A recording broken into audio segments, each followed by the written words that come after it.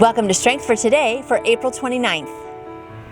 We belong to God. Let's look at 1 Corinthians 6 verse 20. 1 Corinthians 6 verse 20 says, "You were bought at a price, therefore honor God with your body." We belong to God.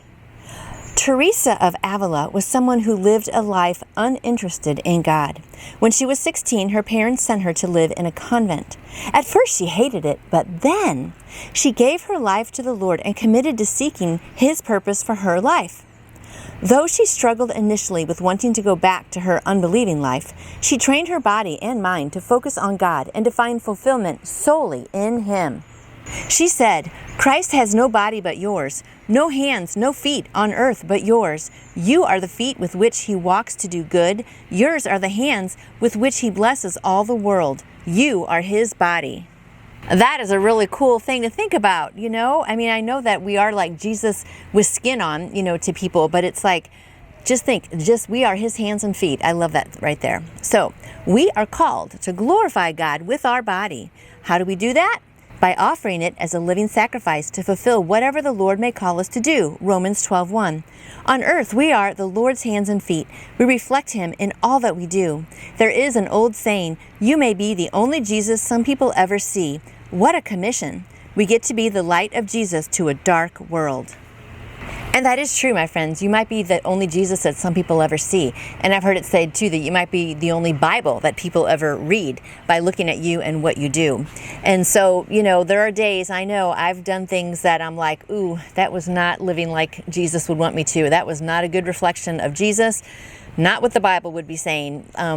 One thing I can think about in Walmart, I was in such a hurry and I was trying to grab the kale and I got it and threw it in my cart, and then I took a couple steps and I realized that's not kale, it was some other whatever, and I just really wanted kale. So I kind of took it and just tossed it in the spot where I was, and I looked up and there was an old gentleman and he kind of had this sad look on his face, and I just kept going and it bothered me all week. So I went back the next week. I found the guy, introduced myself, asked his name. His name is Bob. So now every time that I go to the produce section, I'm like, "Hi, Bob. How are you doing?" And he was so grateful that I apologized, because he says, yeah, people throw stuff all the time.